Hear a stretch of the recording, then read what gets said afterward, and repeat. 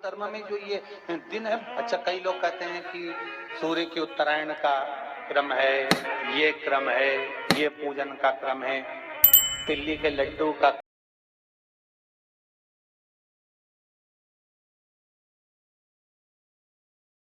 क्रम है लड्डू बना लो तिल्ली का, इसका क्रम है। पर अगर स्कंद पुराण उठाओ तो स्कंद पुराण में अगर मकर संक्रांति के क्रम को यदि पढ़ोगे तो मालूम पड़ेगा कि पूरे वर्ष में एक दिन ऐसा था जिस दिन भगवान शिव और नारायण ये दोनों, इसलिए आज भी हिंदू धर्म में गुड़ के लड्डू तिल्ली के साथ मिलाते हैं। क्यों? उसका कारण कि शंकर और नारायण ये दोनों एक ही दिन एक ही पल गंगा का स्नान करने के लिए एक माता लक्ष्मी भगवान नारायण और भगवान शिव को स्नान के लिए गुप्त रूप से झांकती है। तो भगवान विष्णु ने तिरछी दृष्टि में माता लक्ष्मी को देखा, तो माता लक्ष्मी को देखकर भगवान विष्णु शिव जी को देखे तो शंकर भगवान ने कहा, नारायण हमने देख लिया महारानी लक्ष्मी झांक रही है, हमने वर दे दिया कि लक्ष्मी का एक नाम गुप्त लक्ष्मी रहेगा।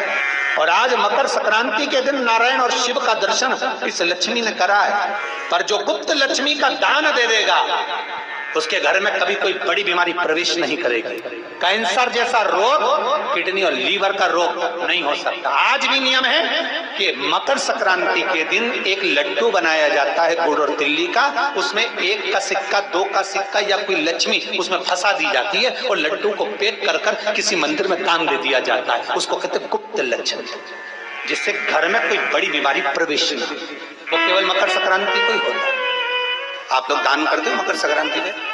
कितनी चीजें दान करते हो? और सुहागन माताओं को देते हो ना? क्या देते हो? कितने देते हो? 14।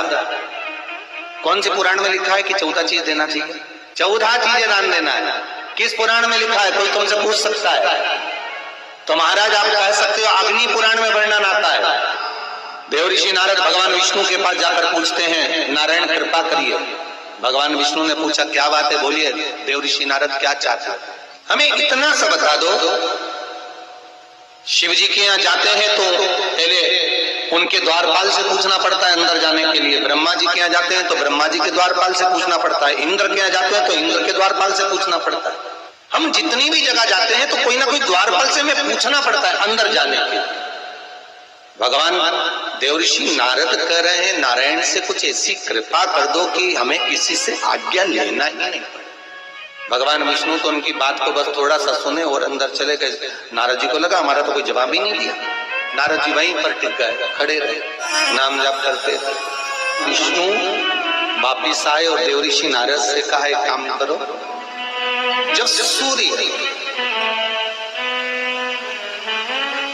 मकर में प्रवेश करते हुए उत्तरायण की ओर जावे, उस घड़ी उस पल में देवऋषि नारद तुम 14 बार भगवान के नाम का, शिव नाम का दान दे दीजिए। भगवान नारायण के नाम का, राम नाम का, कृष्ण नाम का दान दे दीजिए। अब देखो यहाँ पर यह नहीं लिखा कि प्लास्टिक का डब्बा दो। समझ लेना जी हो अच्छे से कि लोगों ने दान को कितना भ्रष्ट कर दिया वो बताया जाएगा।